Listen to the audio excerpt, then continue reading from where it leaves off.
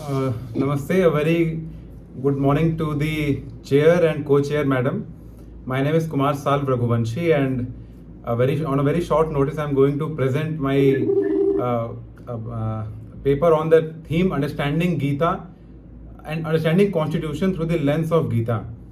So ever since I remember the first lecture in my law school when the sources of laws were brought from the ancient texts like Gita, like Mahabharata. So the origin of law is from the ancient text.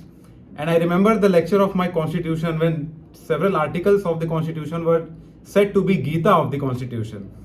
In that backdrop, let me take you on through different articles and its relation with the Gita. So the first article which I will be dealing with, Article 141 of the Constitution, which says that law declared by the Supreme Court to be binding on all the courts, right? Next is Article 142, which talks about the role of the Supreme Court in doing complete justice. And then Article 144, which says that all the civil and judicial authorities will act in the aid of the Supreme Court, right?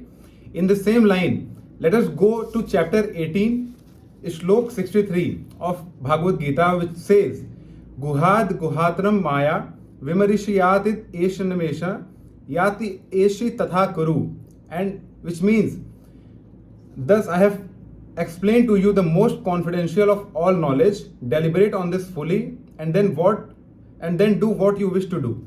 This Krishna is saying to Arjun. And Shlok 73 says, Nashtu moha smriti labdha tvat prasadanam mayachyuta sthito ismi gata sandeva Krishna vachanam tava. Krishna says to Arjun, O infallible one, my illusion is now gone.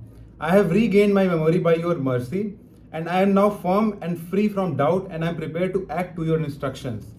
So essentially, Arjun is acting on the instructions of Krishna. In the same way, Article 141, 142 and 144 is the authority of the Supreme Court, which means that all the lower authorities, High Court and other subordinate courts, including other authorities, have to act on the directions of the Supreme Court. And this Supreme Court has recorded in its judgment, where Supreme Court was a little bit annoyed with the order passed by it, which was not followed by the High Court. And court took the help of the learned Attorney General of India and Solicitor General of India to advise whether contempt proceeding should be initiated against such erring judges or not. So that is the first first article which I am relating with the Gita. The second is with respect to secularism. The Constitution in its preamble talks about secularism, and then Article 25 and above talks about freedom of religion, right?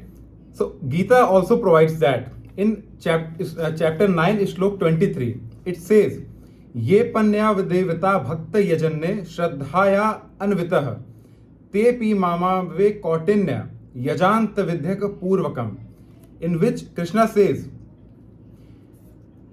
even the devotees of other gods who worship with full of faith, they also worship me, O son of Kunti, though contrary to the ancient rule.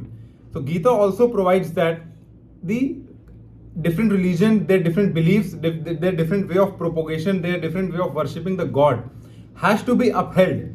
However, eventually they all worship to me only. So this is in respect of secularism. The third one is with respect to the constitutional provisions under directive principles of state policy. Under Article 48, the DPSP provides the duty to the state to make laws prohibiting cow slaughter. Now, the relevant verse of Gita is contained under chapter 10, Shlok 28, where Krishna says, Dhenunam asmi kamadhuk dhenunam, among cows. Asmi, I am. Kamadhuk, the wish, fulfilling cow among cows, and I am wish fulfilling cows.